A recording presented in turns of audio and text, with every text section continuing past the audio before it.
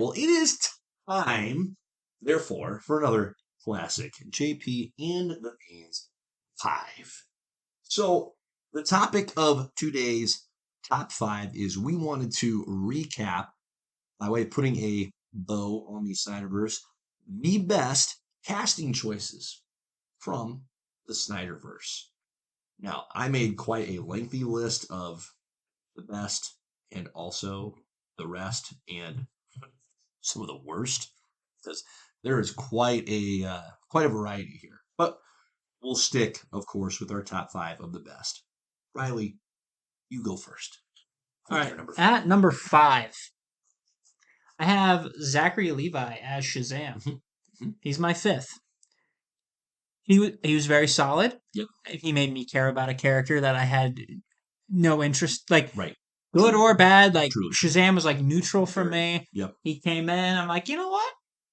I can get behind it. Mm-hmm. And the guy who played Billy Batson is also did a good job. Yep. So, Yep. but like he did a very good job at like, kind of being the young Right. guy in a adult body. Right. It was the kid in the grown-up superhero body. Yes, it was big in steroids. Yes. With steroids, essentially. So, yeah, that's great. Zachary Levi, number 5. My number 5 is Ray Fisher, his Cyborg. Now, taking this just off of the original Justice League cut, there's not really a whole lot to go off of there. But in the Snyder cut, Ray Fisher gets a lot more screen time, and the dude is really outstanding, bringing a very human element to the tension of, hey, he's a superhero, but he has had to sacrifice so much of his connection with humanity in order to be that superhero, because Cyborg should be a really cool character, right? Like half man, half robot. So you'd think you'd get the pluses and minuses of both, and in particular the pluses. And he does get to flex a little bit more with his powers as well. But I thought Ray Fisher, especially considering he was an unknown, like he hasn't been in anything else prior to the Justice League movie, I thought that was an outstanding casting choice. So Ray Fisher on Cyborg is my number 5. My number 4, Zachary Levi, Shazam. Same things that you said.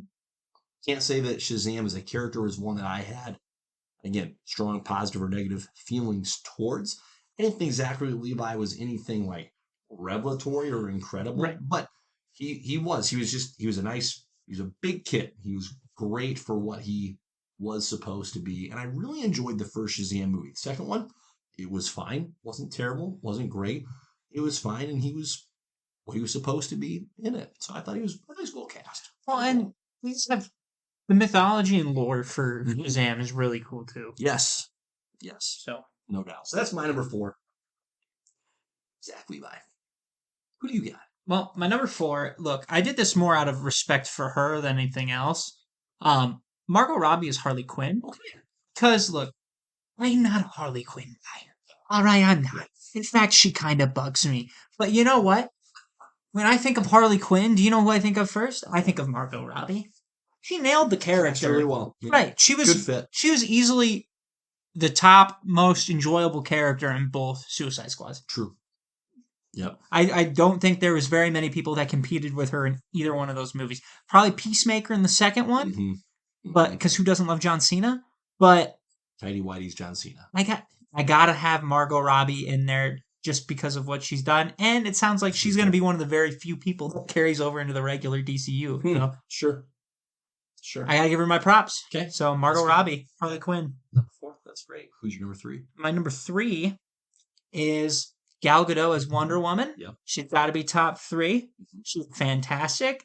I think she personally made Wonder Woman relevant again.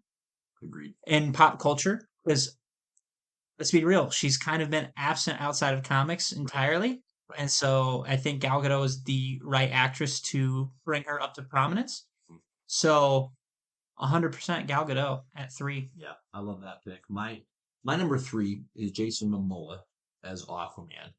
And I appreciate the boldness of the pick, right? Every time you see Aquaman in the comics, it's a white dude with blonde hair. And frankly, a pretty neutral personality as well, and maybe a little surly, pretty hard to attach to.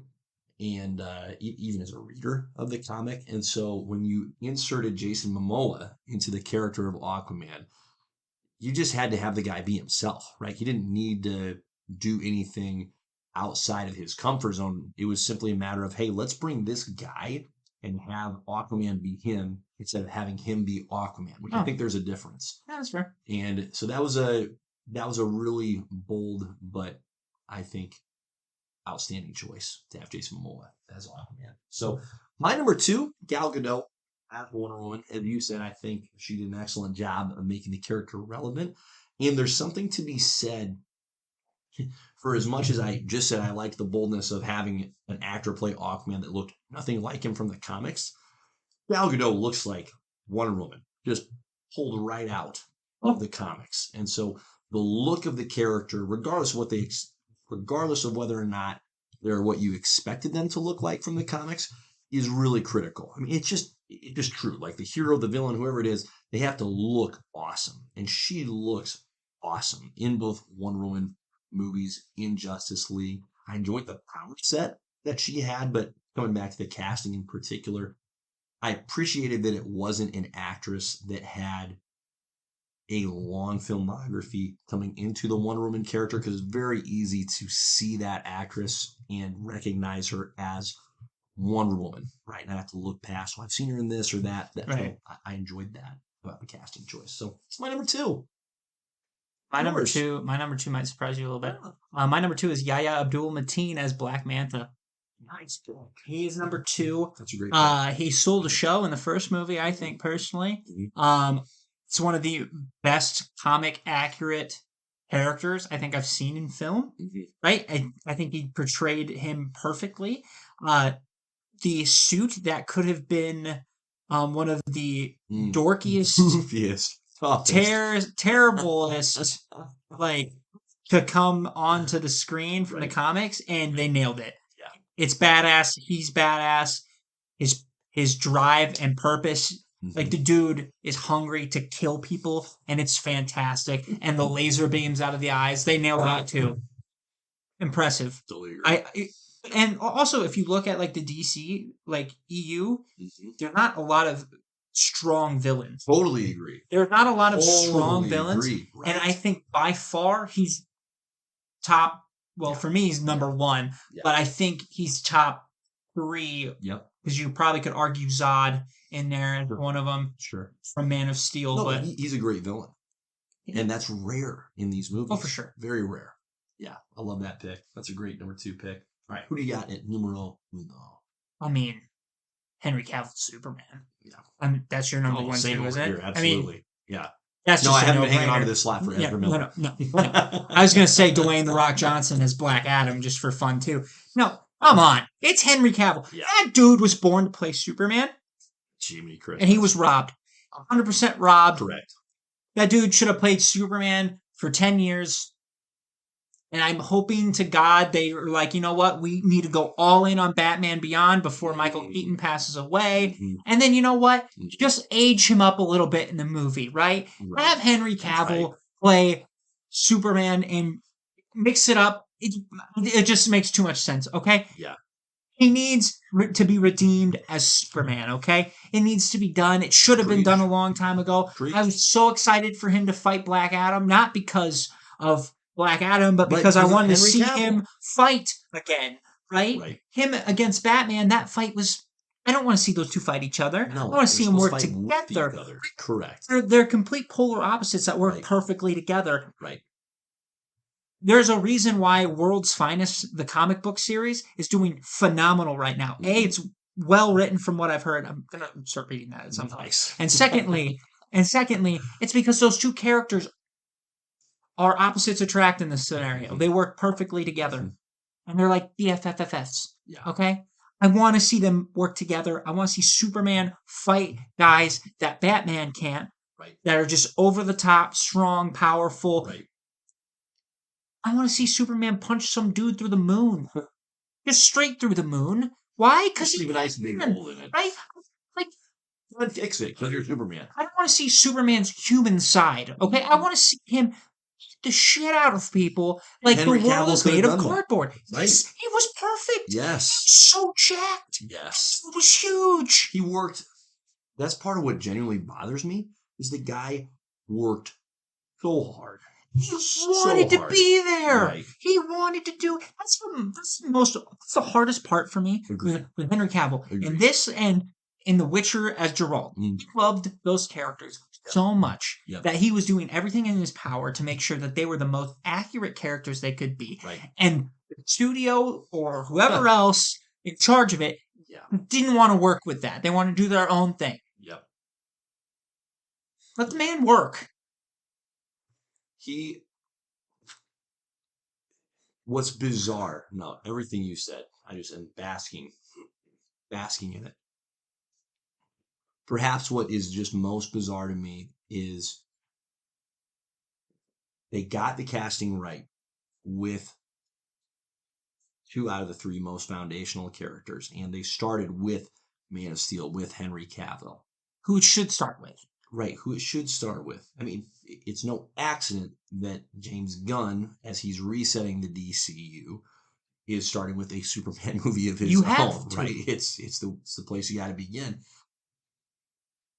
and it's truly robbery that Henry Cavill is not being allowed to continue to be the character, because it's one of those scenarios of he has done everything right in terms of the effort, the energy, and the portrayal to the character that he's brought. And we talk about, hey, don't do dumb things. The guy hasn't done dumb things off camera, right? He's represented himself. Opposite.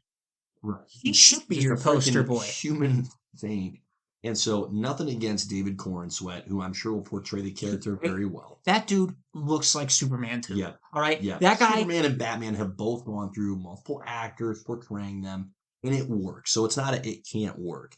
It's just truly, they got it with Henry Cavill. And then the fact that they're passing on from him is going to be tough for me to handle for probably forever. And I will enjoy David Corenswet, but Henry Cavill's like, come on. Like, that guy is Superman to me, always. And I feel like they put Corenswet in an uphill battle. Mm-hmm. Because it's like everybody wants to see Henry come back. Right. So you're already getting pushback. Yep. Right? So Yep. I just want to see Henry Cavill get a role that he likes, that he can play for a while. Right. Let's be real. Yep. Like, that's why I want him to go to Marvel. I want him to be Captain Britain. Ryan Braddock. Shit. Get a good X-Men for him, even. Right? Just give him somebody that's good. Make him Dr. Doom. That would be an interesting pick. Interesting. I have to think on that. Right after home. I don't know if I like that. Not that I don't. Again, it's I know what you mean.